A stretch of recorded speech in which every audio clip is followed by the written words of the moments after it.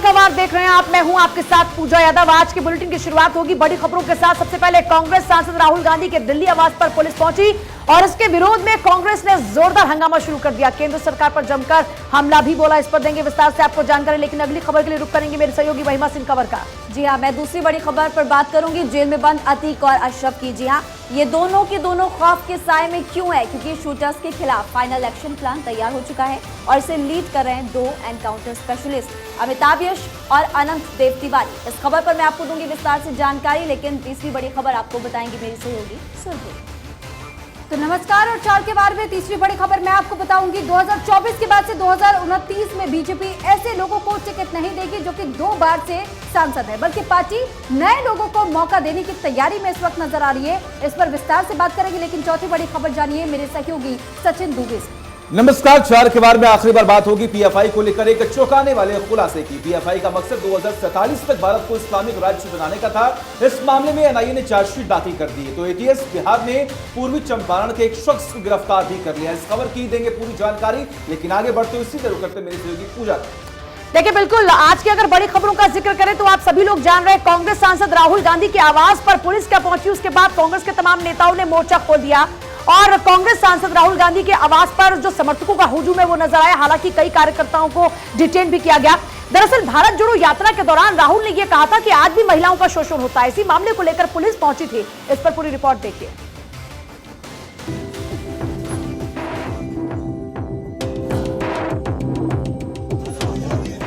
भारत जोड़ो यात्रा के दौरान श्रीनगर में राहुल गांधी के विवादित बोल के मामले में दिल्ली पुलिस राहुल गांधी के दिल्ली आवास पहुंची। भारत जोड़ो यात्रा के दौरान राहुल ने कहा था कि आज भी महिलाओं का शोषण हो रहा है। राहुल गांधी से मिलने के लिए शक्ति सिंह गोहिल और पवन खेड़ा उनके आवास पहुंचे। इस मामले में दिल्ली पुलिस ने राहुल गांधी को नोटिस भी दिया था। माननीय सांसद राहुल गांधी ने जो बयान दिया था उसमें ये बात कही थी कि उनको यात्रा के दौरान बहुत सारी महिलाएं मिली थी जो रो रही थी और उन्होंने बताया कि उनके साथ बलात्कार हुआ है, उनको मोलेस्ट किया गया है और उनके रिश्तेदार भी मोलेस्ट कर रहे हैं। तो ये एक बहुत ही सीरियस मैटर है। उसके बारे में जानकारी जुटाने के लिए दिल्ली पुलिस ने 15 तारीख को कोशिश की थी, उसमें हमें सफलता नहीं मिली थी। फिर 16 तारीख को भी नोटिस दिया गया था। आज भी हम कोशिश कर रहे हैं कि हमें जानकारी मिले ताकि जल्दी से जल्दी कानूनी प्रक्रिया शुरू हो सके और जो विक्टिम हैं उनको न्याय मिल सके। Special CP law and order Sagarpreet Hooda ने कहा कि हम उनसे बात करने आए हैं। इस मौके पर कांग्रेस कार्यकर्ताओं ने हंगामा किया, जिसके बाद पुलिस ने कार्यकर्ताओं को हिरासत में ले लिया। इस मामले में राहुल गांधी ने दिल्ली पुलिस से समय मांगा है। कांग्रेस नेता पवन खेड़ा ने कहा है कि सरकार नियमों के मुताबिक काम नहीं कर रही है। तो अशोक गहलोत ने कहा कि जो हो रहा है वो पूरा देश देख रहा है। जिस रूप में बिहेव कर रही है और बिना ऊपर के इशारे के संभव नहीं है, बिना अमित शाह जी के, बिना गृह मंत्रालय के आदेश के संभव नहीं है कि पूरी तरह साहस कर सके। आज जो घटना हुई है ये घटना मामूली नहीं है। इनकी हिम्मत कैसे हो गई? राष्ट्रीय अध्यक्ष साहब हमारा राष्ट्रीय नेता है, उसके यहाँ पर जाके पुलिस बिना कोई कारण के वो नोटिस का जवाब देने को तैयार है। उसके बावजूद भी आप उनके घर में घुस जाओ, ये पूरा देश देख रहा है। पुलिस का था नोटिस इनको माफ नहीं करेगा। भी डराने का एक है। 45 दिन हो गए भारत जोड़ो यात्रा समाप्त होकर। 45 दिन 45 दिन के बाद पूछताछ करने के लिए गए हैं। 45 दिन के बाद अगर इतनी ही चिंता होती पहले फरवरी 1 या 2 को क्यों नहीं गए? 45 दिन के बाद जा रहे हैं और सवाल उठा रहे हैं। इनका जवाब देंगे, कानूनी प्रक्रिया चलेगी। जो कुछ करना है राहुल गांधी जी और उनके जो लीगल टीम है वो करेगी, कानून के मुताबिक करेगी। जिस तरह से आए हैं वो तरीका गलत है। विपक्ष के सबसे बड़े नेता को जिस तरह से आप डराने की कोशिश कर रहे हैं, दबाने की कोशिश कर रहे हैं, वो गलत है। जो भी घटनाक्रम है नियमानुसार हमें जहां बताना होगा हम बताएंगे, लेकिन इस तरह से ये जाप्ता लेकर आना ये क्या दर्शाता है? ये सरकार घबराई हुई सरकार है। इन्हें राहुल गांधी के मुंह से निकला एक एक शब्द जब ये सुनते हैं ये थर-थर कांपते हैं, इसलिए संसद नहीं चलने देते। संसद में जब राहुल गांधी कुछ बोले तो उनके रिमार्क्स को एक्सपंज कर दिया जाता है। वो कहीं कुछ बोलें तुरंत उनको डराने की कोशिश, उन्हें चुप कराने की कोशिश, उनका मुंह बंद करने की कोशिश, ये बर्दाश्त नहीं किया जाएगा। पुलिस ने राहुल गांधी से रेप का शिकार हुई लड़की के बारे में जानकारी देने के लिए कहा ताकि उस लड़की को सिक्योरिटी दी जा सके। पुलिस ने पीड़िता के बारे में जानकारी हासिल करने के लिए सवालों की एक लिस्ट राहुल को भेजी थी। Bureau report, Bharat 24। अगली खबर का रुख करेंगे। अतीक अहमद और अशरफ दोनों खौफ के साए में है, क्योंकि उमेश पाल हत्याकांड के बाद अब 5 शूटर्स के सर्च ऑपरेशन को यूपी के सुपर कॉप लीड कर रहे हैं। एनकाउंटर स्पेशलिस्ट अनंत देव तिवारी और अमिताभ यश सर्च ऑपरेशन चला रहे हैं और इसी वजह से अतीक फैमिली डरी हुई है। देखिए रिपोर्ट।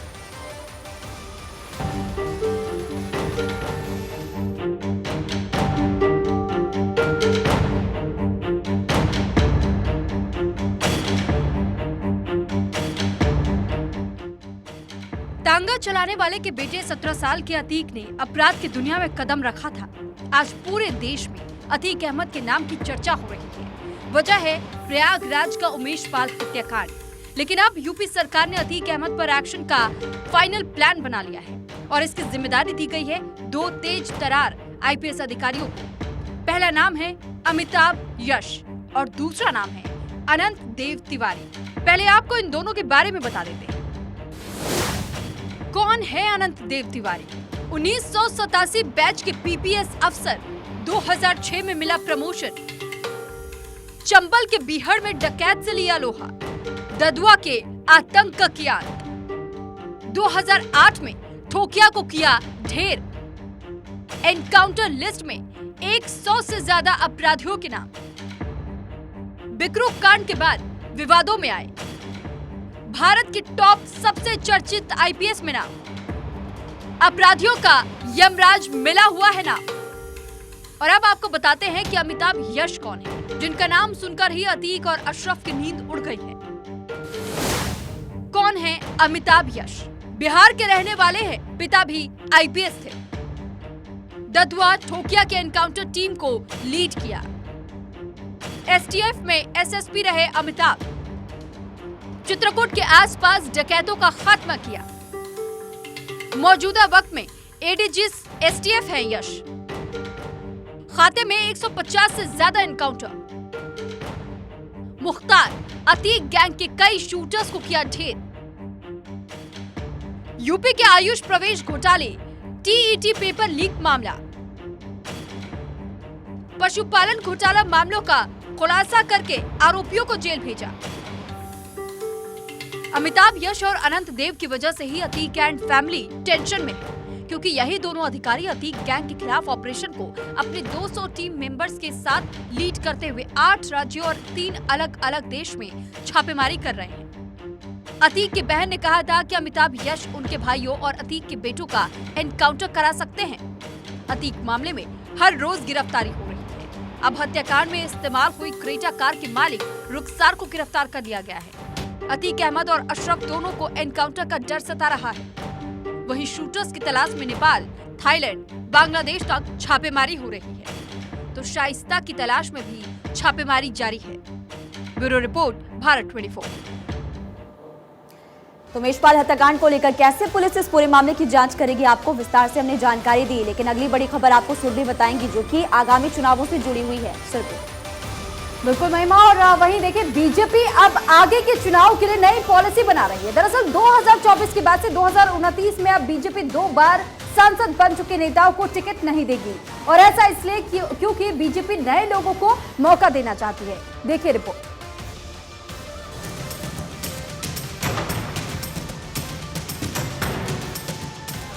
बीजेपी के बारे में कहा जाता है कि वो हमेशा अगले 2 साल के प्लान बनाकर रखती है। पहले साल 2024 के लिए बीजेपी ने ये रणनीति बनाई थी कि जिन मौजूदा सांसदों का जन्म साल 1955 के बाद हुआ, 2024 में उनका ही टिकट रिपीट होगा। 70+ के नेताओं को बीजेपी टिकट नहीं देगी। अगर साल 2024 में बीजेपी ने फॉर्मूला अपना लिया तो करीब 81 मौजूदा सांसदों का टिकट कट सकता है। ऐसे नेताओं में हेमा मालिनी, गिरिराज सिंह, रविशंकर प्रसाद, रीता बहुगुणा जोशी जैसे नेताओं का टिकट कट सकता है। तो अब बीजेपी ने एक नई रणनीति बनाई है कि वो 2 बार से ज्यादा किसी को सांसद नहीं बनाएगी। हालांकि ये रणनीति साल 2024 के बाद यानी साल 2029 के लोकसभा चुनाव के लिए होगी। अधिकतम 2 बार ही सांसद रह पाएंगे नेता। 2 बार से ज्यादा का मौका नहीं देगी बीजेपी। लोकसभा और राज्यसभा दोनों के लिए नियम। मोदी चाहते हैं कि नए लोगों को मौका मिले। मौजूदा समय में कई सदस्य ऐसे हैं जो 8 से 9 बार सांसद बन चुके हैं। कार्यकर्ताओं की नाराजगी दूर करने के लिए फैसला। 2024 के बाद पार्टी के नियमों में होगा बड़ा बदलाव। अब 2 टर्म ही सांसद रह पाएंगे नेता। 2024 के चुनाव आते ही भाजपा के 25% सांसद 70 वर्ष के ऊपर होंगे। सांसदों में सबसे ज्यादा यूपी से 12 और गुजरात से 10 जबकि बिहार से 6 सांसद हैं। तो साल 2019 के लिए बन रहे प्लान में कई क्षेत्रों की सियासत का अंत हो सकता है।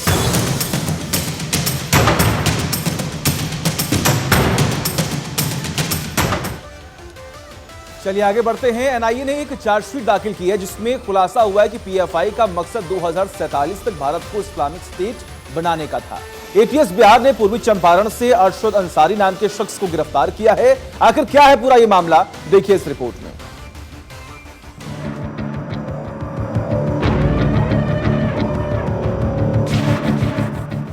एनआईए की चार्जशीट में चौंकाने वाला खुलासा। चार्जशीट में पीएफआई की मंशा का खुलासा। हिंदुस्तान के खिलाफ बड़ी साजिश। 2047 तक भारत को इस्लामिक राज्य बनाने का था मकसद। एटीएस बिहार ने पूर्वी चंपारण से पीएफआई से जुड़े एक ऑपरेटिव को गिरफ्तार किया है। इस शख्स का नाम अरशद अंसारी है। अरशद एनआईए की मोस्ट वांटेड सूची में शामिल था। भारत के खिलाफ नापाक साजिश। पीएफआई के नापाक इरादों का खुलासा। मुस्लिम युवकों को भड़काने और कट्टरपंथी बनाने, हथियारों का प्रशिक्षण देने को लेकर पीएफआई के 5 सदस्यों के खिलाफ आरोप पत्र दायर। चार्जशीट के मुताबिक पीएफआई का मकसद 2047 तक भारत को इस्लामिक राज्य बनाना। सामाजिक राजनीतिक आंदोलन की आड़ में साजिश। आपको बता दें, बीते साल एनआईए ने पीएफआई से जुड़े 39 परिसरों में छापा मारा और कई पदाधिकारियों को गिरफ्तार किया था। इस चार्जशीट में 19 लोगों को आरोपी बनाया गया था। इस महीने पीएफआई कैडर्स के खिलाफ एनआईए के द्वारा दायर चार्जशीट की संख्या 4 हो गई है। इस तरह की पहली चार्जशीट 13 मार्च को जयपुर में और दूसरी हैदराबाद में 16 मार्च को दायर की गई। Bureau report, Bharat 24।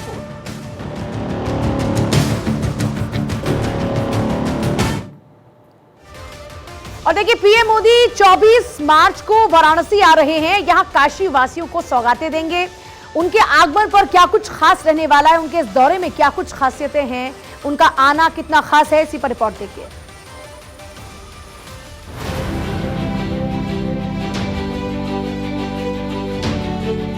प्रधानमंत्री नरेंद्र मोदी एक बार फिर अपने संसदीय क्षेत्र वाराणसी के लिए कई सौगातें लेकर आ रहे हैं।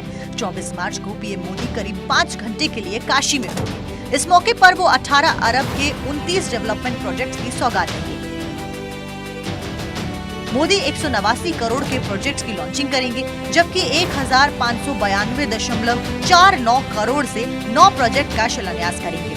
मोदी रुद्राक्ष कन्वेंशन सेंटर में टीबी कॉन्फ्रेंस में शिरकत करेंगे। इसके बाद संपूर्णानंद संस्कृत विश्वविद्यालय के ग्राउंड पहुंचेंगे और यहां से 18 अरब रुपए के प्रोजेक्ट्स का शिलान्यास और लोकार्पण करेंगे। फिर जनसभा और खेलो बनारस के विजेताओं का सम्मान करेंगे। बाबतपुर एयरपोर्ट पर 32 मीटर ऊंचा एटीसी टावर, 29 करोड़ 23 लाख रुपए से तैयार हुआ tower. ATC tower air traffic controlling के लिए एडवांस तकनीक से लैस ग्रामीण पेयजल स्कीम लॉन्च करेंगे। इसमें खर्च हुए 46 करोड़ 49 लाख रुपए। 19 करोड़ 49 लाख रुपए से बने पेयजल आपूर्ति ट्रांस वरुणा प्रोजेक्ट। 17 करोड़ 24 लाख रुपए से तैयार भेलूपुर पेयजल स्टेशन परिसर में सोलर प्लांट। 15 करोड़ 78 लाख रुपए की लागत से बना करखियाम पैक हाउस। 5 करोड़ 89 लाख से तैयार कोनिया पंपिंग सब स्टेशन पर solar power plant. 4 crore 94 lakh से तैयार चांदपुर इंडस्ट्रियल स्टेट इंटरलॉकिंग। इसके साथ ही पीएम मोदी वाराणसी को कई नई सौगात देंगे। उसके लिए 9 प्रोजेक्ट्स का शिलान्यास होगा।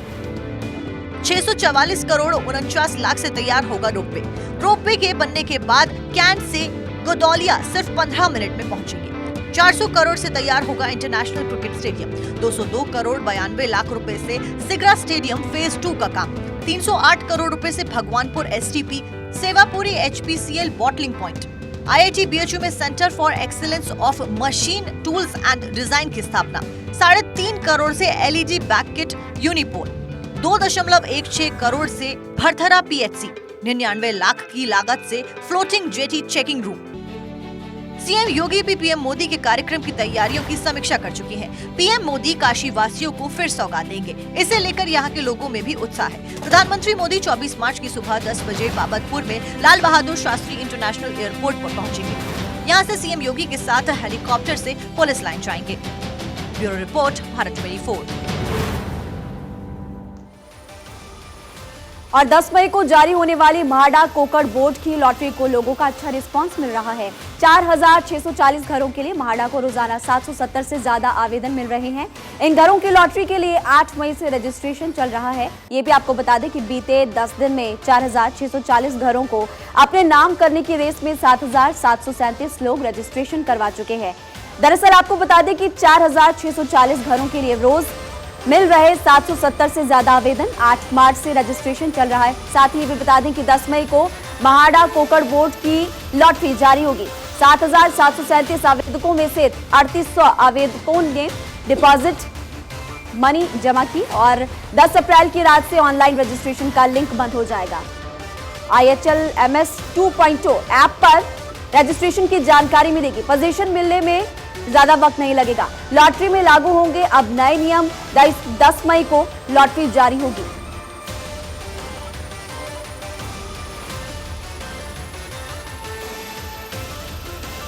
तो वहीं दूसरी ओर महाराष्ट्र बीजेपी प्रदेश अध्यक्ष चंद्रशेखर बावनकुले की वजह से बीजेपी और शिंदे सेना के बीच में टकराव की स्थिति पैदा हो गई है और बावनकुले ने कहा था कि आगामी विधानसभा चुनाव में बीजेपी 240 सीटों पर चुनाव लड़ेगी और शिंदे सेना को 48 सीटें दी जाएंगी और इसके बाद शिंदे सेना के सिपहसालार बावनकुले पर टूट पड़े और उन्होंने जमकर के बावनकुले की परेड भी ली और साथ ही आखिरकार बावनकुले को सफाई ही नहीं देनी पड़ी बल्कि संबंधित वीडियो को भी सोशल मीडिया से हटाना पड़ गया। मुख्यमंत्री एकनाथ शिंदे के समर्थक विधायक संजय सिरसाट ने सलाह देते हुए ये कहा कि बेहतर होगा कि बावनकुले उतना ही बोले जितना कि उन्हें अधिकार है।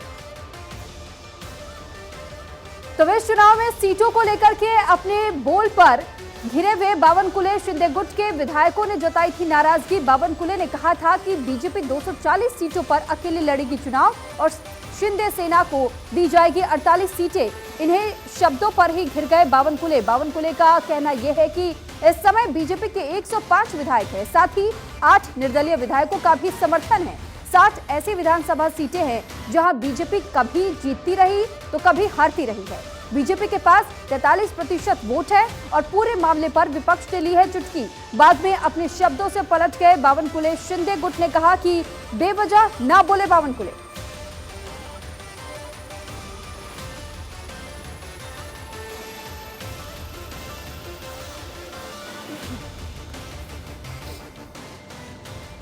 आगे बढ़ते वकीलों की मूलभूत समस्याओं को लेकर सुप्रीम कोर्ट बार एसोसिएशन के प्रधान विकास सिंह ने सीजेआई को एक पत्र लिखा है। पत्र में क्या लिखा है ये जान लीजिए। वकीलों को समस्याओं पर सीजेआई को यह पत्र लिखा गया। सुप्रीम कोर्ट बार एसोसिएशन के प्रधान विकास सिंह ने यह पत्र लिखा है। बार के लिए बेहद छोटा और गंदा सा भोजन कक्ष है।